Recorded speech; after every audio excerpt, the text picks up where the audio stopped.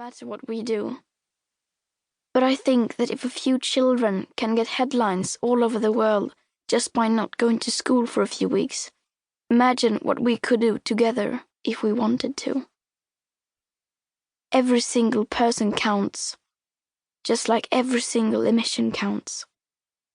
Every single kilogram. Everything counts. So please, treat the climate crisis like the acute crisis it is and give us a future. Our lives are in your hands. Almost everything is black and white. Declaration of Rebellion, Extinction Rebellion. Parliament Square, London, 31st of October, 2018. When I was about 8 years old, I first heard about something called climate change or global warming. Apparently that was something humans had created by our way of living. I was told to turn off the lights to save energy and to recycle paper to save resources.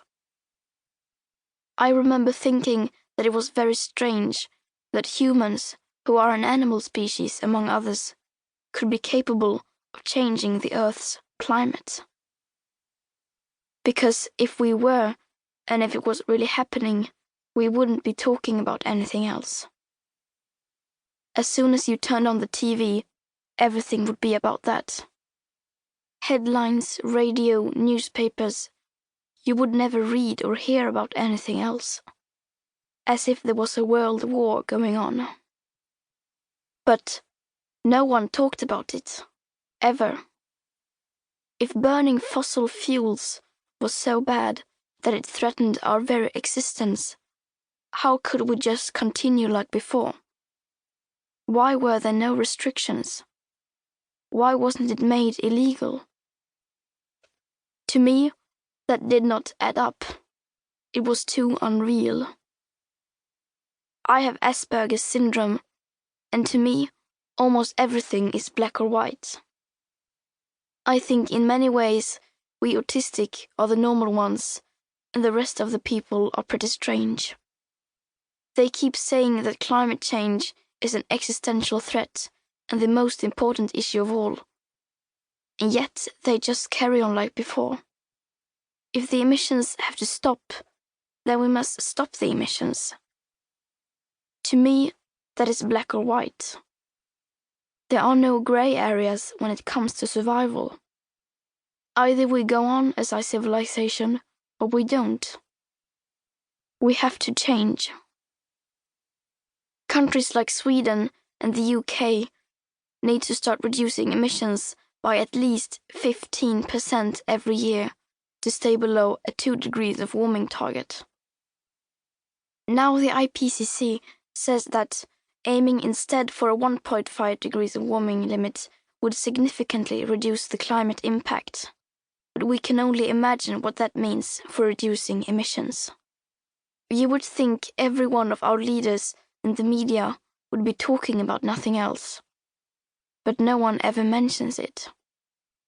Nor does anyone ever mention anything about the greenhouse gases already locked in the system. Nor that air pollution is hiding a warming. So when we stop burning fossil fuels, we already have an extra level of warming, perhaps as high as 0.5 to 1.1 degrees Celsius guaranteed. Nor does hardly anyone ever mention that we are in the midst of the 6th mass extinction, with about 200 species going extinct every single day. Furthermore, does no one ever speak about the aspect of equity or climate justice, clearly stated everywhere in the Paris Agreement and the Kyoto Protocol. It is absolutely necessary to make the Paris Agreement work on a global scale.